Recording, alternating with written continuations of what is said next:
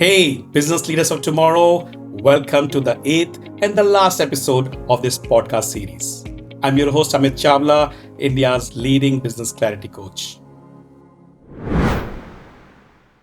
Life took a dramatic turn once I decided to become a coach. The very idea itself was a process of discovery. Nonetheless, as I inched towards consolidating my intent, I could face the cloudbursts of confusion and dilemma. As I look back, the reasons were obvious. I was a newbie in the vast ocean of coaching and mentoring. But like a voyager, I set sail for my destination, Newfoundland. It sounds quite exciting, yet the fear of getting lost was profound. The struggles were obvious, and the sea was rough. While I was trying to steer through those sea storms, few people turned up. Almost like God sent, they were my lighthouses in the tempest. In today's episode, we will journey through my personal experiences with mentors and leaders who have profoundly shaped my voyage.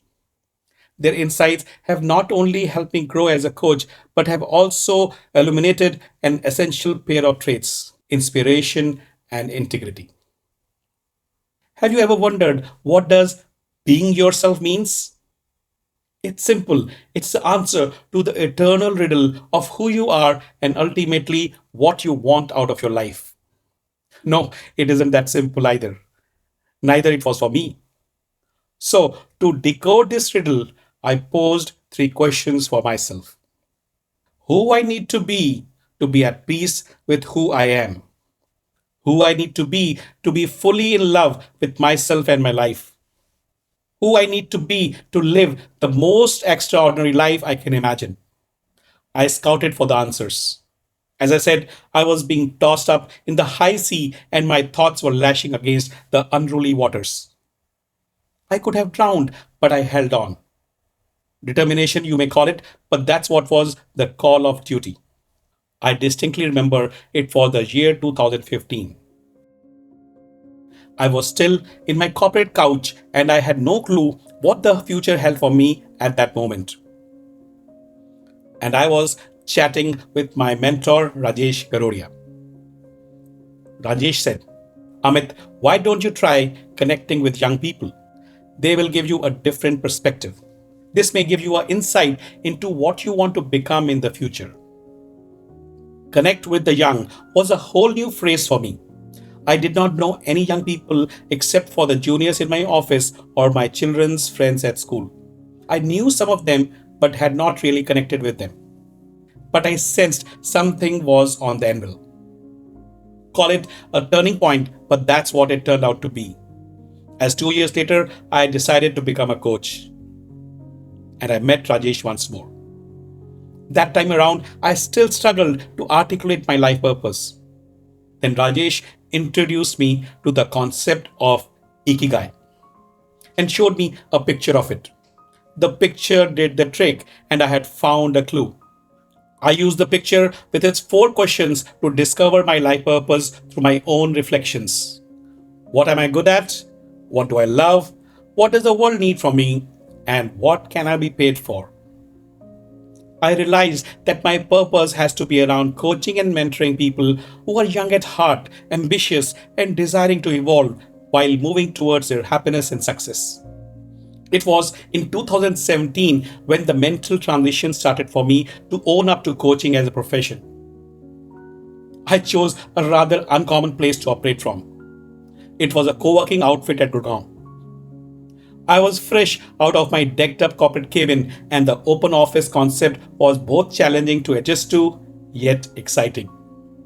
By the way, let me tell you, I have been an introvert all through my life and career.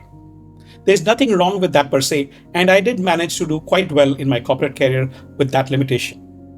Well, it's a limitation if you assume so. But it did not affect me much. What I mean is, if you too are an introvert like me, do not get upset. Career growth still can become yours if you plan well. Coming back to those 2017 days, I could sense my introverted nature was proving to be a decelerating force as I was hesitant in walking up to people and chit-chatting. The ability to mingle and network is a vital prerequisite for coaching, and I was consciously missing out on that key trait. That's when I met a tall, confident young Paritosh Pathak. He introduced himself as a strategic networking coach. As I reflect back, I still wonder whether it was by choice or design, or was it a mere coincidence.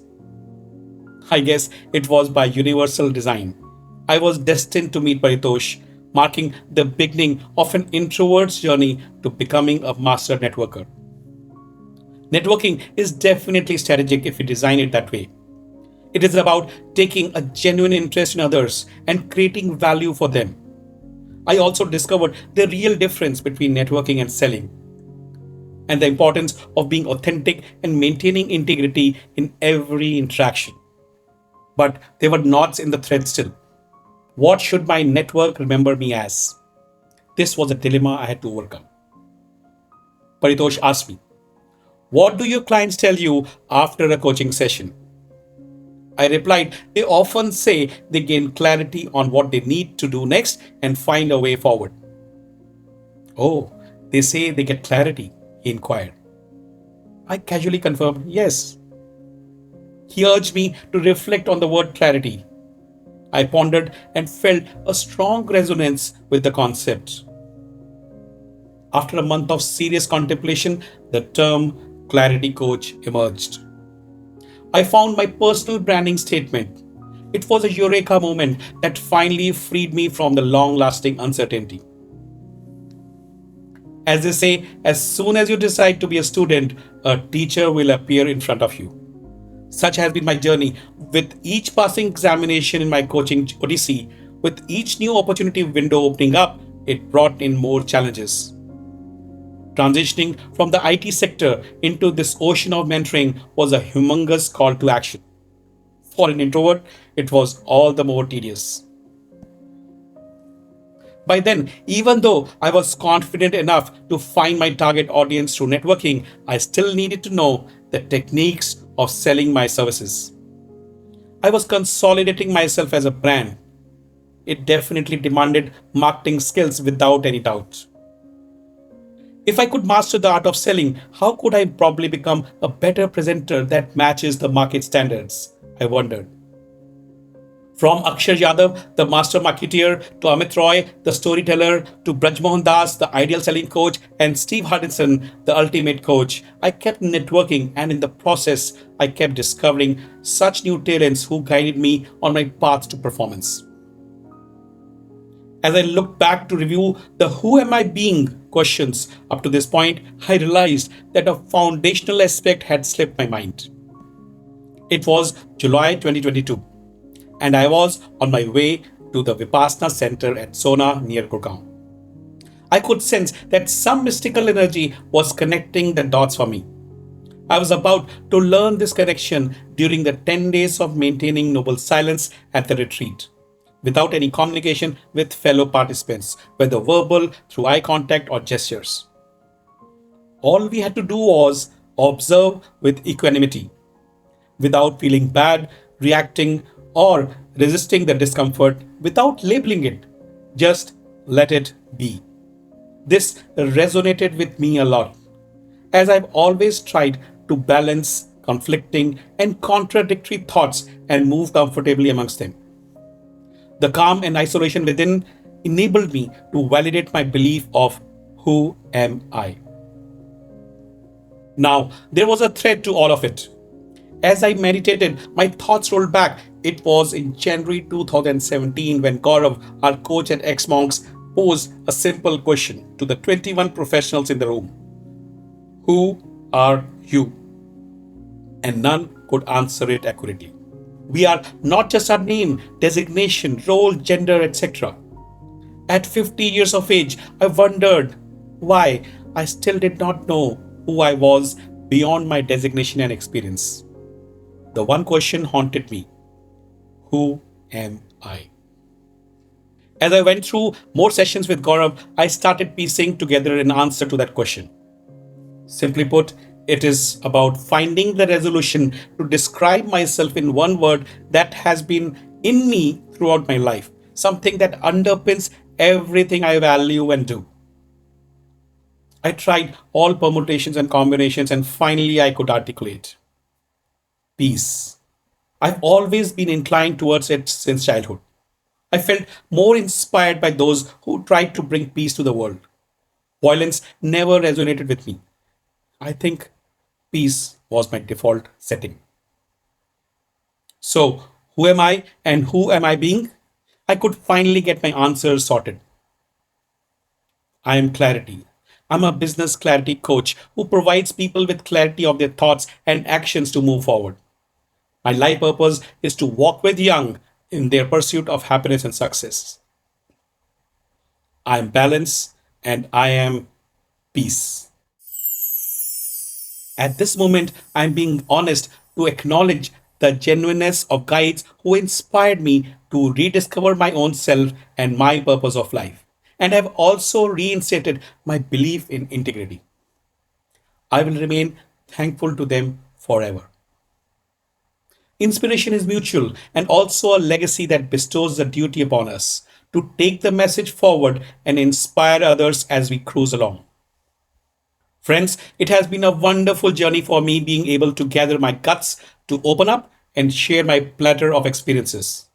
I found my mentors and I wish you find them too.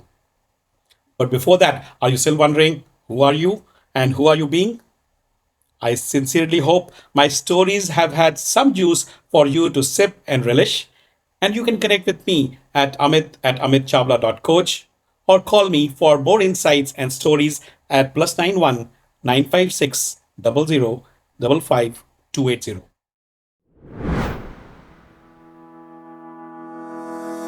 I'll be back with the next series of more inspiring stories on life and leadership. Stay tuned for that. Business leaders of tomorrow, remember, tomorrow begins now.